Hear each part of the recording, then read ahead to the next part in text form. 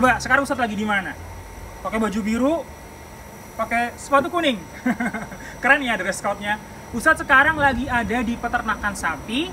Di mana? Di Baturaden. Sapi apa? Sapi perah yang memproduksi susu. Nanti di video kali ini Ustadz akan ngobrol-ngobrol sama teman-teman yang ada di sini, sama penjaga-penjaga yang ada di sini, dari yang penanggung jawab kandang, dari dokter hewan. Kita bahas, kita cari tahu tentang sapi perah. Apa aja sih yang perlu kita tahu? Simak videonya.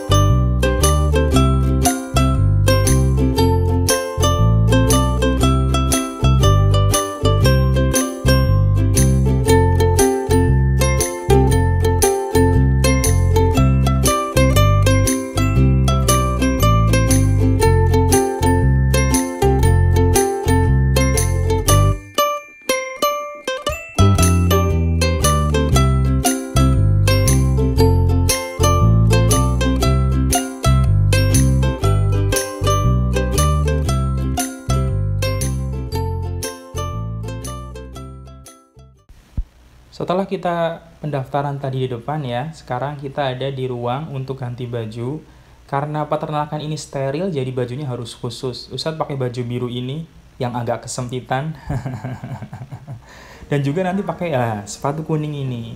Jadi ketika kita masuk ke peternakan ini, baju dan sepatunya harus tertutupi dengan baju ini dan sepatu kuning ini. Jadi khusus ya bajunya ya teman-teman, nggak sembarangan. Karena tempat ini sekali lagi adalah tempat steril.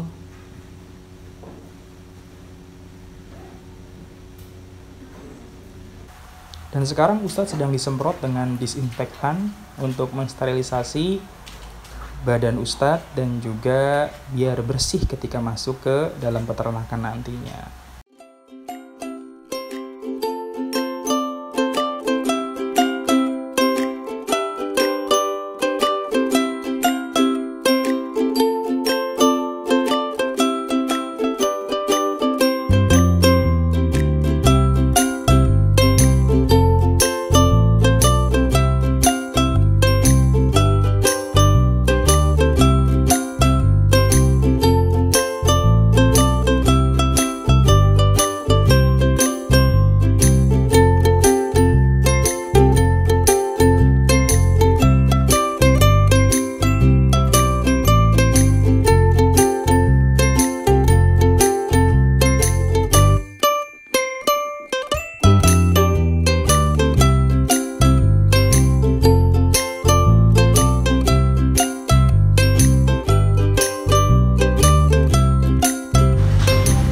Untuk perawatan Pak, saya mau nanya, makannya sehari berapa kali sih Pak? Makannya 2 kali Pak, sehari, pagi sama sore. Oh, sehari 2 kali ya, pagi sama sore. Makanan pagi sama sore sama aja? Sama. Oh, jadi sama. kalau pagi itu kita kasih rumput, Iya. sore juga kita kasih rumput, pagi kita kasih konsentrat, sore juga kita kasih konsentrat juga. Oh, oke Iya. oke. Kalau minum Pak, minum ada ini nggak ada apa misalkan khusus gitu minumannya? Kalau minum untuk ternak yang ada di BPT UHPT Baturaden ini kita kasihkan secara ad libitum. Ad libitum itu maksudnya? Waktu-waktu ada tersedia.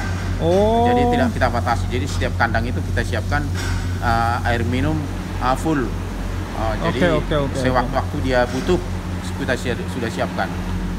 Jadi untuk minumnya hanya air saja atau ada campuran vitamin tertentu? Ini kita gitu? Untuk air minum kita murni air minum. Kalau vitamin ini secara khusus kita baru kasihkan penyuntikan. Jadi kalau air minum kita nggak kasih vitamin dicampur nggak. Oh, berarti vitaminnya diberikan kepada sapinya dengan proses penyuntikannya. Secara tersendiri. Ini lagi proses pemberian makan. Lihat nih teman-teman, mobilnya gede banget nih. Lagi proses pemberian makan dengan mobil khusus.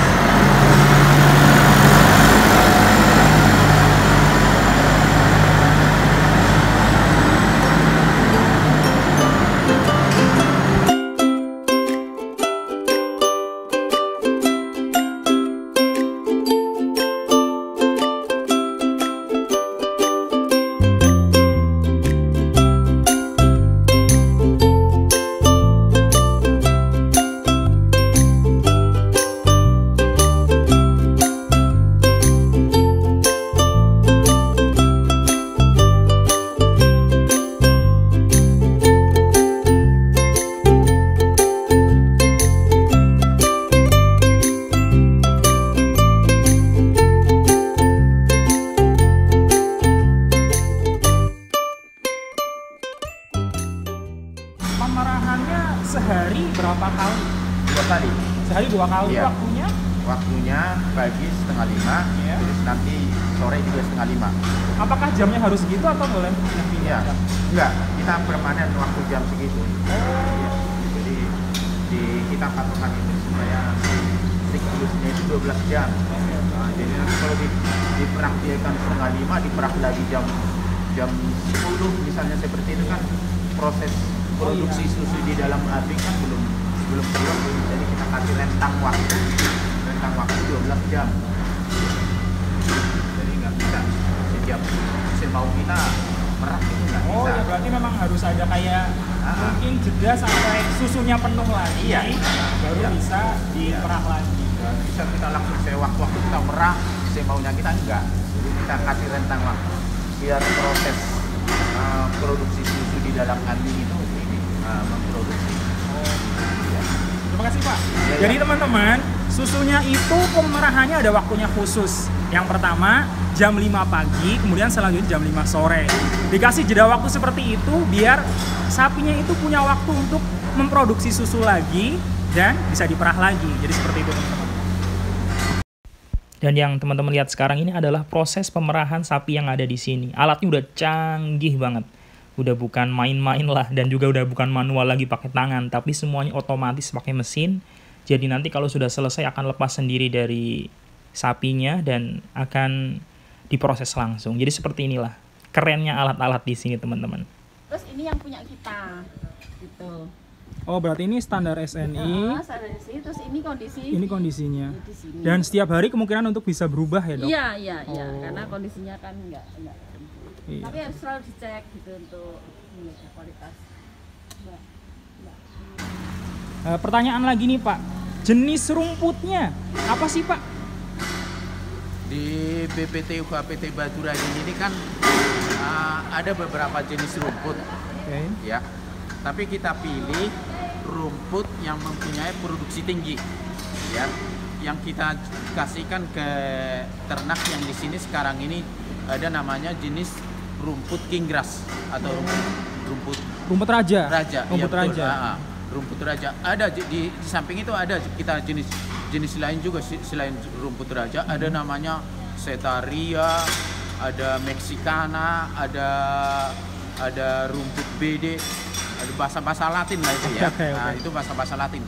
Tapi yang umum kita kasihkan untuk ternak sapi yang ada di sini itu rumput raja, dan ada namanya rumput odot. Rumput odot itu umumnya kita di samping sapi di sini kan ada juga kambing. Oke. Nah, kalau untuk kambing kita kasih rumput odot. Kita kasihkan yang sekarang ini pada umumnya kita kasih rumput raja. Oke. Iya, kita kasih rumput raja itu kita kasih karena dia produksinya per meter persegi tinggi. Kalau kita siapkan seperti yang saya sebut tadi, ada rumput Staria, ada rumput BD, itu produksi per meternya kecil. Padahal lahan kita di sini ya segini-segini aja. Lain dengan di luar Jawa kan dia luas, ya. Kalau di sini luas lahan kita segitu-segitu aja untuk memenuhi kebutuhan sapi yang ada di seluruh BPTU ini. Oke.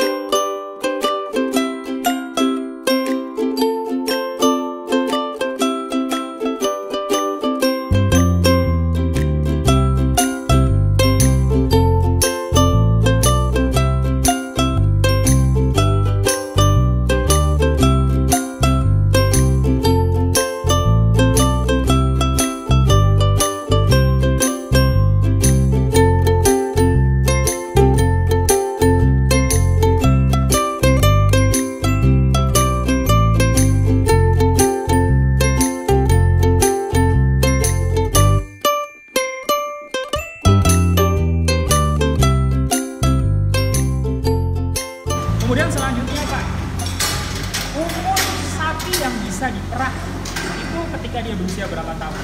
Jadi kita kan di sini dari mulai dia siap kawin ya, siap kawin. Kalau sapi keluar susunya itu kan setelah beranak. Oh. Jadi nggak mungkin sewaktu-waktu dia langsung besar langsung keluar susu.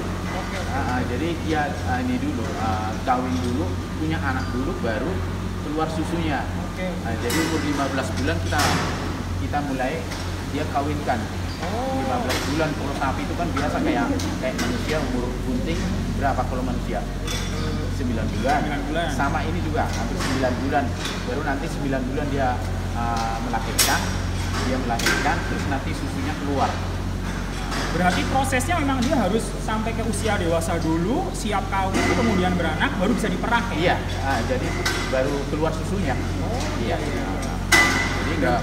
Jadi tetap mungkin kayak sapi pada umumnya. Jadi walaupun dia sapi perah, tapi tetap prosesnya juga harus kawin dulu. Iya. Punya anak gitu, baru bisa diperah. Iya, namanya makhluk hidup ya kayak gitu. Iya, bukan cuma sapi. Bukan cuma sapi, kuda, kerbau, babi, semuanya kayak gitu. Terus masa akhirnya nih Pak, selesainya mereka nggak keluar susunya lagi itu ketika apa? Itu kan misalnya mulai hari ini dia beranak ya. Mulai hari ini dia beranak, terus nanti hari ini beranak sampai dia 7 hari itu susunya kita kasihkan untuk anaknya, itu namanya susu kolostrum. Oh, jadi susunya dikasihkan ke anak dulu? Iya, ke anaknya, baru nanti setelah 7 hari ke sana kita bisa sebagian untuk anaknya, sebagian kalau misalnya lebih kita pasarkan keluar.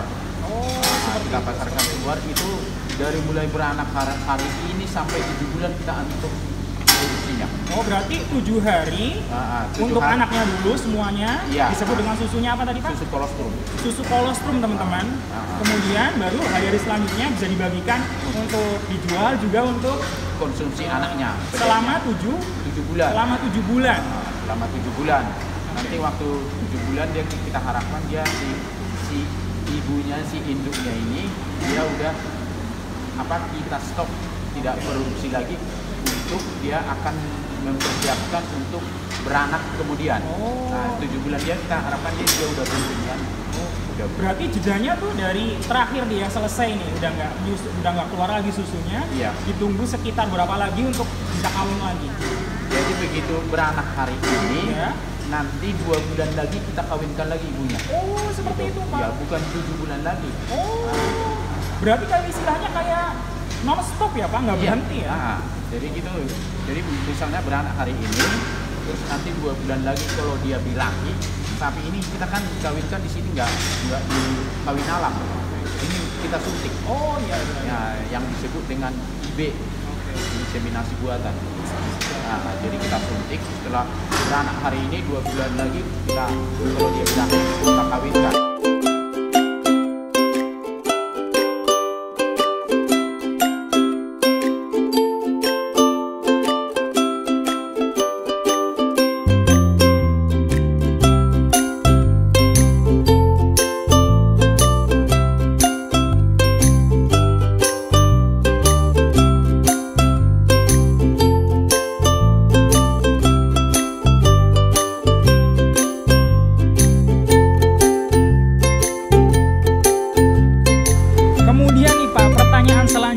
Ini kan di telinganya kayak ada tindiknya ya, ada antingnya nih. Maksudnya apa sih Pak? Jadi ini ya, di setiap sapi yang ada di sini ada tindiknya tadi dibilang ya. Itu bukan tindik. Iya, itu namanya? Kalau manusia namanya itu nama orangnya. Oh, oke. Nama orangnya. Apa namanya? Name tag ya? Tanda namanya ya? Oke. AirTag, AirTag. Oh, AirTag. Jadi begitu ini lahir ya, ini lahir. Ya. Hari ini dia lahir, anaknya itu sekitar nanti 1 minggu kita kasih nomor AirTag-nya ini. Oh iya. Jadi di AirTag-nya ini kalau kita buka di nomor anaknya itu, ya nanti kita tahu ini ibunya siapa, bapaknya siapa. Oh kayak gitu. Iya. Jadi itu namanya data reproduksi. Jadi kayak manusia itu ada akte kelahiran. Jadi gitu. Jadi sekarang kalau kita buka ini di filenya kita, itu ada itunya. Ini si sapi ini anaknya ini ibunya siapa, bapaknya siapa, ibunya produksi susunya berapa, ada. Oke. Jadi begitu lahir kita kasih itunya, AirTag-nya itu. Jadi teman-teman, sebagaimana tadi keterangan dari Bapak yang jaga di peternakan ini, fungsi tag yang ada di kupingnya ini, ear tag-nya, itu fungsinya kayak akte buat manusia. Jadi kalau dibuka nih di data mereka, di database mereka akan ketahuan ini sapi keturunan dari sapi yang mana, kemudian lahirnya kapan. Nah, seperti itu ya. Pertanyaan lagi nih Pak, untuk ras sapinya nih biasanya ras apa sih Pak? Kan ada rasnya mungkin ya kayak hewan-hewan lain, oke? Kalau sapi perah yang ada di sini jenisnya sapi FH. Oh, sapi FH. Singkatan dari? Friesian Holstein. Oh. Holstein. Nah, ini asal negaranya dari? Ini dari Belanda. Oh, asal negaranya dari Belanda. Jadi kalau FH ini spesifik dia untuk produksi susu. Oke. Ada ternak lain juga, misalnya sapi ongol, sapi pedaging berangus, susunya keluar. Oke. Susunya keluar, tapi sebagai perbandingan kalau ini kita di sini bisa keluar sampai 30 liter per hari. Per hari 30 liter. Tapi kita pelihara juga misalnya di sini sapi pedaging atau sapi ongol itu dengan kita kasih produksi susu rumput yang sama, konsentrat yang sama, dia paling keluar susu 8 liter per hari. Oke. Jadi kelebihan dari sapi ras yang ini itu sehari bisa 35 liter. Jadi dia spesifik untuk produksi susu. Oke, spesifik untuk produksi susu teman-teman. Pembersihannya itu apa namanya? Ini lagi proses pembersihan kandang dari kotoran sapi. Jadi kandangnya selalu terjaga dengan bersih. Lihat nih, airnya ngalir nih teman-teman.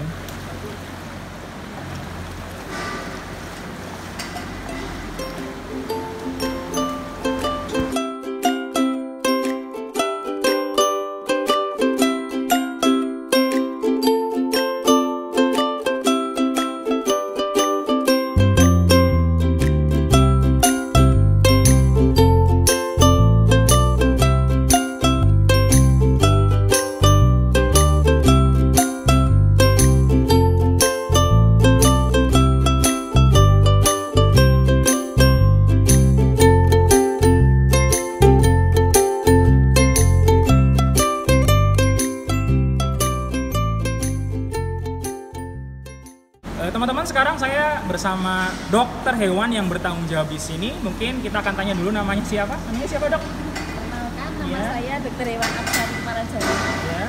Saya di sini sebagai koordinator medik veteriner. Oh, sebagai koordinator medik veteriner. Medik veteriner. Ya. Oke. Yang bertanggung jawab di bagian apa tuh? Itu di bagian kesehatan hewan, Kesehatan hewan, reproduksi dan kesehatan masyarakat veteriner. Oh, berarti untuk teman-teman yang bekerja di sini juga di bawah Yang dokter hewan ya. Hewan, Yang oke. dokter hewannya ya. Oke, untuk pertanyaan pertama nih, Dok. Ya. Biasanya nih, kesulitan paling banyak sih untuk menangani hewan sebanyak ini ya, apalagi ini kan sapi yang istilahnya kayak butuh perawatan ekstra. Biasanya yang permasalahan paling banyak apa sih? Permasalahannya ya sebenarnya kalau semuanya kan sudah tertata secara manajemennya. Oke. Jadi kalau permasalahan ya sudah bisa diatasi lah. Tidak ada yang amat sangat sulit gitu karena semuanya sudah ada SOP-nya. Jadi mulai dari seperti ini pemeliharaan sapi jinjing sampai nanti beranak, perawatan pedal, perawatan pasca beranak berikutnya, kemudian nanti persiapan untuk keguntingan, kelahiran lagi. Nah itu semuanya sudah tertata. Jadi nggak ada yang amat sangat sulit. Istilahnya kayak udah ada jadwalnya lah ya, Iya. udah ada tempatnya masing-masing, jadi semuanya benar-benar sudah baik-baik aja. Iya. Tapi biasanya nih penyakit yang ada gitu sama ya, kita kan mungkin nggak bisa menolak ya, mungkin kadang-kadang ada sapi yang sakit atau gimana gitu. Biasanya kalau untuk sapi perah seperti ini nih, biasanya apa sih Pak? Untuk sapi perah ya, kalau untuk yang sudah laktasi, jadi yang sudah untuk menghasilkan susu itu ya masalahnya di ambilnya. Jadi masalahnya di radang ambil, radang di susunya itu. Oh, radang di susunya. Itu kadang memang selalu ada lah sekian persen gitu, nggak bisa semuanya terus sehat semua. Iya, bagus semuanya. Jadi bahkan di negara maju pun yang sudah kondisinya udah sangat bagus, pasti ada yang namanya radang anjing atau mastitis. Istilah medisnya mastitis. Itu pasti ada. Nah itu jadi setiap seminggu sekali kita adakan pemeriksaan mastitis, kemudian kalau yang sakit kita pisahkan, kita obati. Karena itu pemakaian obatnya kan menggunakan antibiotik, jadi jangan sampai ada residu antibiotik di susunya.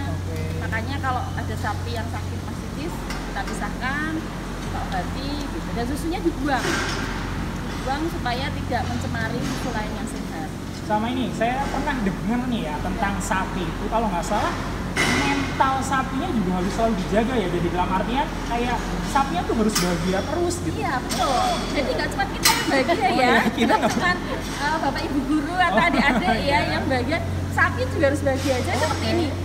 Kalau kandang zaman dulu itu kan kandang tambak, jadi per ekor itu dirali gitu kan. Iya. Jadi dia cuma bisa bergeser sedikit di situ. Kalau sekarang kita menggunakan kandang kristal seperti ini, jadi sapi bebas bergerak gitu kan. Kemudian pakan kita sediakan di depannya, setelah selesai makan mereka mau jalan, mau jalan-jalan bebas gitu.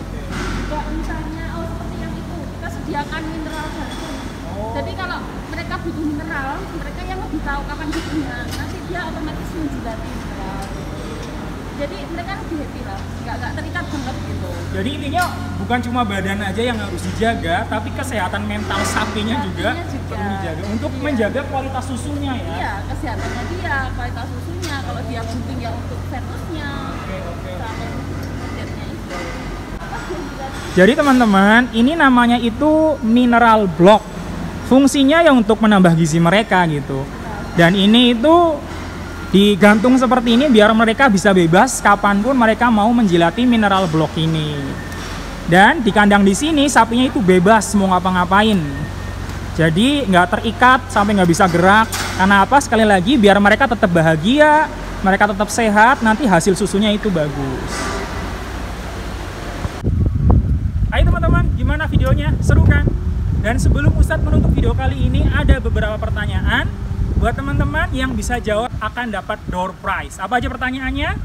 Yang pertama, nama kotak merah yang tadi Ustadz shoot tuh, yang ada fungsinya untuk nambah vitamin buat sapi, namanya apa? Pertanyaan yang kedua, jenis rumput yang paling banyak dikonsumsi sama sapi-sapi perah tadi apa namanya? Kemudian pertanyaan yang ketiga, jadwal pemerahan sapi jam berapa aja?